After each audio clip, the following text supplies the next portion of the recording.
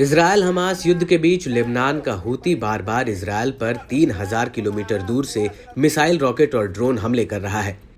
लेकिन उसके अधिकतर हमले सऊदी अरब और अमेरिका ने नाकाम किए हैं। लेकिन अब इस बात का खुलासा हो चुका है कि असल में हूती इजरायल के लिए कितना बड़ा खतरा बन गया है।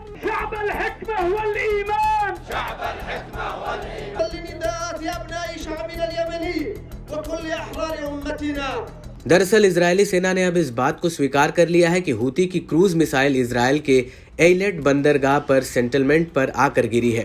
यहां तक कि इजरायली मीडिया भी इस हमले की पुष्टि कर चुका है। इजरायली न्यूज चैनल 13 ने अपनी रिपोर्ट में कहा है कि पहली बार इजरायल की अथॉरिटीज ने इस बात को माना है कि यमन की मिसाइल इजरायल के कब्जे वाले इलाके में घुसी और आकर फट गई। इजरायली न्यूज चैनल का कहना है कि हूती की इस क्रूज मिसाइल ने इजरायली एयर डिफेंस सिस्टम को चकमा दिया और एयलेट में प्रवेश कर गई। मीडिया रिपोर्ट्स के मुताबिक 19 मार्च की आधी रात करीब 2 बजे ये मिसाइल एयलेट सेटलमेंट पर आकर गिरी थी। हालांकि इजरायली सेना का कहना है कि इजरायली एयर डिफेंस सिस्टम ने इस मिसाइल पर नजर रखी लेकिन उसे मारा नहीं। इजरायली सेना अब इस पूरे मामले में जांच की बात कह रही है कि कैसे इजरायली एयर डिफेंस सिस्टम इस मिसाइल को गिरा नहीं पाया।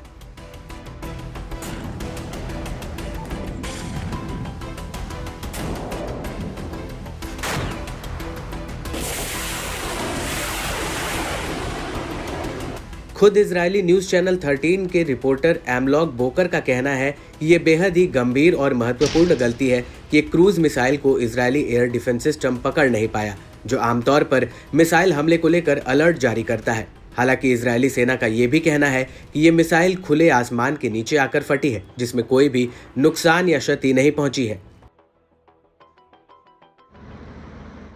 आपको बता दें कि 18 मार्च 2024 को अमेरिकी सेना ने कहा था कि उसने हूती की 7 मिसाइलों और 3 ड्रोन्स को तबाह कर दिया था। ये सभी लाल सागर में मर्चेंट जहाज और अमेरिकी नौसेना के जहाजों के लिए खतरा बन गए थे। अमेरिका की सेंट्रल कमांड का कहना है कि उसने आत्मरक्षा में हूती की एंटी शिप मिसाइलों और ड्रोन को तबाह कर दिया है।